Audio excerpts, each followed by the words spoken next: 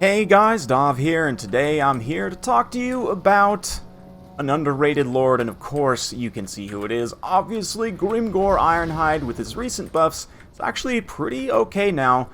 Today we've got a tournament replay from Hadris. He's going up against the Vampire Coast, so definitely in for a tough matchup. We've got, Grimgor does offer some upside. He gets a lot of comparisons to Scarsnake because they're both footlords with, kind of character debuffs. Grimgor, of course, has immune to psychology, though. He does more total weapon damage, has better splash attacks against infantry. He has a great charge bonus, whereas, Scarsnake has charge defense. He doesn't have the fungi, which does make him, just by default, less competitive than Scarsnake, but he's certainly not bad. And, again, against undead, the upside of the immune to psychology is pretty nice, given their propensity for terror. For the rest of the build here, we've got an Orc Shaman, whole bunch of Savage Orc Error Boys, Rusty Errors, Orc Boys up front. I'm going to have a video about those guys soon. Goblin Big Boss, Spider Riders, Black Orcs, one unit there out on the flank. For the coast, they've got some gun bats already coming up here in skirmishing, just the pistol gun bats, Luther Harkon, and some mortars. We've got Regiment of Renown, Rotting Prometheans, the, what are they? Lamprey's Revenge, that's right. A couple Sirens, great against Greenskins. They don't have a ton of magic damage, but I do believe we've got Fists of Gork and Brain Burst from the Orc Shaman, both of which can help deal with that. A couple of Bombers, and, oh yeah, did I mention the 8-Peak Loons? They are going to get a beautiful sneak attack in here. They pull up these Sirens for a really, really nice Brain Burster there. And now they're going to get in with these Spider Riders and get a great ambush, start to shut down one of those mortars. Lamprey's Revenge immediately coming over to respond, but they're not going to be able to save that mortar in time. Meanwhile, in the front line, you can see Grimgor's taking some damage from Luther, but it's not the biggest deal in the world. He'll continue to push forward and be just fine. And of course, Luther does have some character debuffs himself, but with what is that? I'm the best, who's next, I think it's called? Yeah, who's next with Grimgor, then he'll be able to trade okay with Harkon. Obviously, Harkon charging down from the air will make a big difference, but as it is right now, he's going over to breath attack some of these Black Orcs, which is probably a good call. Right now, the Orc Boys are getting in the front line and actually doing pretty well against the zombies where they're not getting completely bombed out. Lamprey's Revenge over here fighting, still trying to keep these Spider Riders back. The Bomber's also able to throw some bombs in here, but the Daka line at this point definitely making its presence felt. We've got all of these Savage Orc Air Boys have good armor piercing damage, and of course factor that with the armor sundering of the Night Goblins. But this replay is about Grimgor. He's standing in the center here, absolutely mopping up zombies. Oh yeah, and now he's got a hold of this, together with the Big Boss, got a hold of this Vampire Caster. She's not on a crab, which for me is a big mistake. I think you almost always want to have this lady on a crab because she gives her a ton of extra HP and armor and a little bit of extra speed, just way more survivable in general. But at this point, she is going to have a hard time getting away from Grimgor. She's getting poisoned by the Spider Riders. Oh yeah. Oh, come on, Grimgor, hit your charge animation. She is crumbling, though. She might just crumble at the sight of Grimgor. Something about this image, though, makes me super happy. This vampire just fleeing in terror from Grimgor. Ultimate Black Orc. Definitely much better than he was before. Yeah. Your Next is just super strong. Best of the best, too, giving him some extra melee defense and damage resistance. We can see that is active, and he just clobbers. Oh, man. Yeah, she actually died to the crumbling, I think. Or maybe not. Full decapitation. Good job, Grimgor. You get all of the points from Gork and Mork for that. And with that, Svertrazum, I don't know. He's going to go ahead and throw in the towel there with the loss of the caster. Understandable. I mean, with Harkon still on the field, you probably could still get some stuff done, but I mean, there's so many of these Savage Orc Air Boys left. And, yeah, Black Orcs with 108 kills, 86 there for the Savage Orc Biggins. So, Grimgor getting some work done. He did take some damage, but being able to just very, very quickly deal with whatever threats come his way. And the fact that Greenskins have a lot more control tools now means that it's a little bit easier for him to get to the targets that he wants to smash. Against the Vampire Coast, because they're generally a slower faction, you don't necessarily need those control tools always, although they are nice for someone like Harkon, who's very mobile. But just in general, Like, you've got a number of different options for controlling. Previously, you really just had, like, overlapping poisons, which with missiles would poison your own units, and so you wouldn't really get much benefit.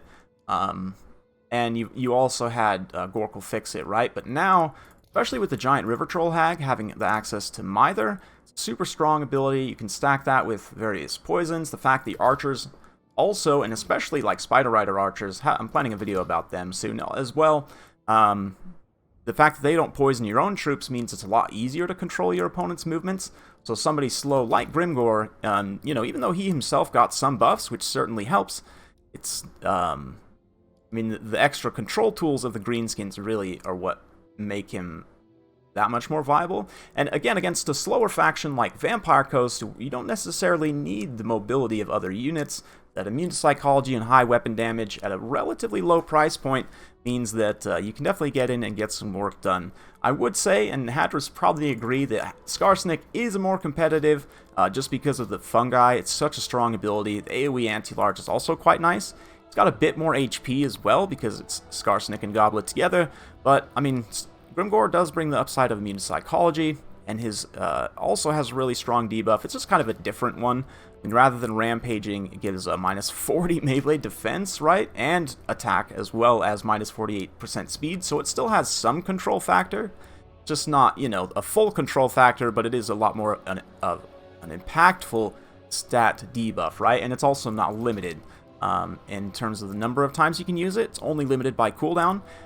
Though you can only use it against heroes and lords, whereas the fungi you can use against any unit, right? So there's kind of some trade-offs there to think about, but definitely in builds where you would take Skarsnik, there's, against certain factions, there's an argument to be made for Grimgor in certain cases. So the other upside, of course, of Grimgor over Skarsnik, this is kind of a hidden one. Grimgor doesn't have the same mass profile, right? Like, he can actually get knocked down. I mean, sometimes he ends up actually taking less damage than Skarsnik, right?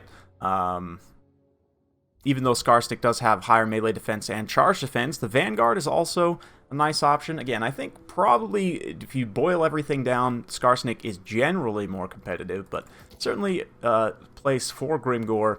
As far as like specific use cases, I would say definitely, I mentioned already all the undead factions. I think there's definitely an argument to be made there. Against someone like dwarfs, of course, as well, where they don't, you know, you don't need necessarily the mobility. Like, yeah, having a chariot lord would be nice, but Grimgor can stand and fight pretty much all of the dwarf lords, right? Especially with his character debuffs. I mean, you do kind of have to watch out for Gotrek, but especially if you've got him supported with, like, you know, Goblin Big Boss, or even just, like, standing in a unit of Black Orcs or something, he can definitely get some work done there. Yeah, other matchups, like generally the matchups where you're going to face very mobile, like Griffins or other monsters or heavy cavalry, he might not be the best in those, so like High Elves, Dark Elves, Empire. Bretonia, actually, I think he can be okay, just purely due to the fact that he has a ridiculously high armor, and Bretonia doesn't have the best armor-piercing tools. If we kind of have a comparison here, like, I mean, obviously, your Hippogriffs deal armor piercing. You've got, like, Gotrek, Green Knight, which Green Knight's not a super uncommon pick here, but you can buff Grimgor to have magic damage, which Fists of Gork going to be a pretty common pick in quite a few matchups to kind of buff him up. Also gives him more melee defense, which is something he's lacking a little bit, right? So, but again, back to Bretonia, that just don't have tons of armor-piercing damage. Like, these Foot Squires will just die horribly to Grimgor. The Questing Knights will be able to get some damage on him if they get a good engagement, but also, like, he'll kill their models with one shot, right? So, he's going to be hewing away at their unit very, very quickly. And, I mean, your other armor-piercing, like Royal Hippogriff Knights, again, really not the greatest engagement for them because he'll deal so much damage to their individual unit models. Like, they have 1,000 HP, a little more than 1,000 HP each, right? And he doesn't have, like, purely 500 armor-piercing damage, 350. So, it's not going to one-shot those models, but depending on the armor rolls, like, you know, 3, maybe 4 shots, potentially, you could take out a Royal Hippogriff Knight model, and just that pure splash attack power is really definitely a benefit. Of course, Skarsnik having anti-large kind of helps him in that way, but even with the anti-large, he's still not as much total weapon strength as Grimgor, right? And the armor too, 120 armor means that he's much less vulnerable to like getting shot or getting hit by, again, if you think about matchups specifically, Bretonnia has paladins, right, which have non-armor piercing damage, who are pretty common picks these days as kind of a hero, you know, anti-large heroes and hero killers in general. And both Skarsnik and Grimgor would be good against them, but Skarsnik may struggle if he gets rear charged, especially a few times with that 50 armor, whereas Grimgor with 120 armor is going to be able to shrug off the damage that is taken. Granted, the lower melee defense and lack of charge defense, there is something to be said there, but also, again, it comes back to your next. He has the speed to debuff them, melee defense and melee attack, and you don't have to worry about burning one of your fungi charges on that, right? So there's definitely some back and forth. I have some more Greenskins replays from Hadris, though, that I'm going to be showing you in some videos upcoming in the next few days, so get excited for that. Hopefully you guys enjoy. If you like this sort of content, be sure to like, subscribe, hit that bell notification. Every time I upload a new video, you'll be notified. Thanks again for watching, and we'll see you next time.